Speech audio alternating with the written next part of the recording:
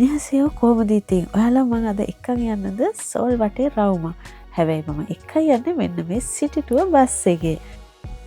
ඉතින් මේ අපි යන බස් එක පටන් ගන්නේ තව දින කිහිපයකින් BTS ලගේ ෂෝ එක තියෙන කංගවමුන් වල ඉඳලා.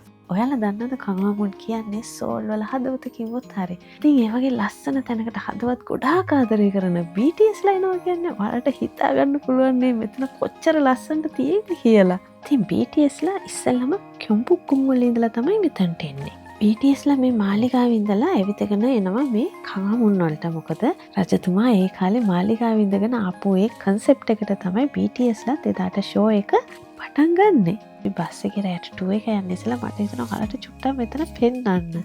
ඉතින් මීට කලින් ආපු දවසක ටික වීඩියෝ එකක් මම දාලා තියෙනවා මේ මාලිගාවේ. ඔයාලා කැමති නම් ගිහිල්ලා බලන්න ඉතින්.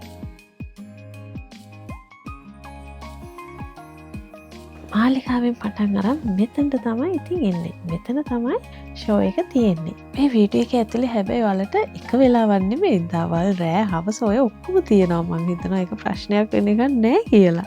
ඔයාලා දන්නවද BTS ලගේ පාට මොකද්ද? දම් පාටනේ. ඉතින් 21 ෂෝ එක උනාට 20 වෙනිදා ඉඳලා සෝල් වල ගොඩාක් තැන්වල දම් පාටින් ඔක්කොම වෙනස් කරනවා.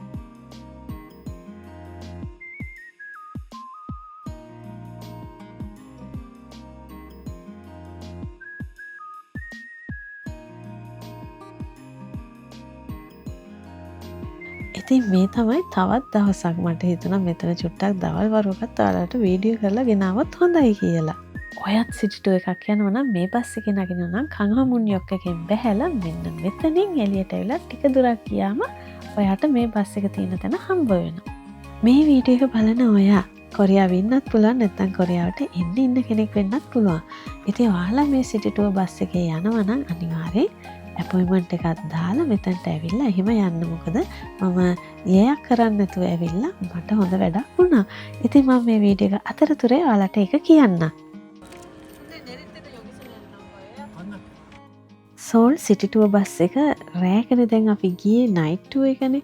ඉතින් එදා යන දවසේ පොඩ්ඩක් සීතලයි. කියන්නේ ඒ කාලේ අර සීතල පටන් ගන්න කාලේ. එතකොට ඉතින් පොඩි සීතලකුත් තිබ්බ. උනට රෑට ලස්සන නිසා තමයි රෑට දාගත්තේ. ඉතින් අපි යමුද එහෙනම් සෝල් සිටි එක වටේ. එන්න යන්න මාත් එක්ක. හැබැයි ඉතින් අපිට යන්න ඉඩ හම්බුණාට මෙන්න මේ අන්තිම සීට් තමයි අපිට හම්බුනේ. මොනවා කරන්නද එහෙම හරි යන්න තියෙනවා නේද වෙලාවේ හැටියට.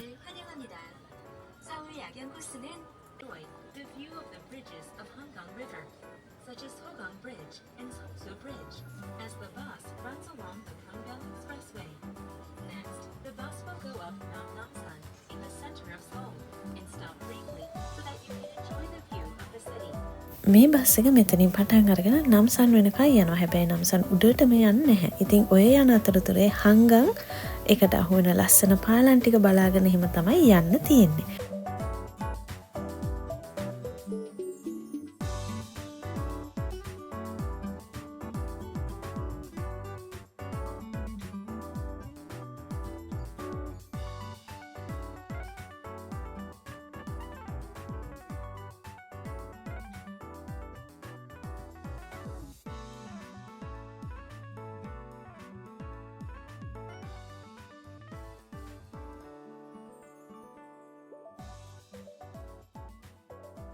ඔයාලා දන්නවද සෝල් වල ජීවත් වෙන මම නිතර දකින මේ හංගන් මේ සිටි ටුවර් බස් එකේ යනකොට දකිනකොට මට ඒක වෙනම අත්දැකීමක් වුණා. ඒක මට කියන්න තේරෙන්නේ ඒක කොහොම හරි හරිම ලස්සනයි කියලා තමයි මට ඔයාලට කියන්න පුළුවන්. හැබැයි ඉතින් මේ ලස්සන මගේ යාළුවන්ට පෙන්වන්න කියලා තමයි මටත් මේ ලස්සන වෙනම විදිහකට දකින්න හම්බුනේ. ඉතින් මට හිතුණා ආයෙත් දවසක දවල් වරුවක සෝල් සිටි ටුවර් බස් එකේ රවුමක් යන්න. එතකොට යන්නේ හැබැයි මේ පාරේ නෙමෙයි. එතකොට යන්නේ තවත් වෙන පාරක.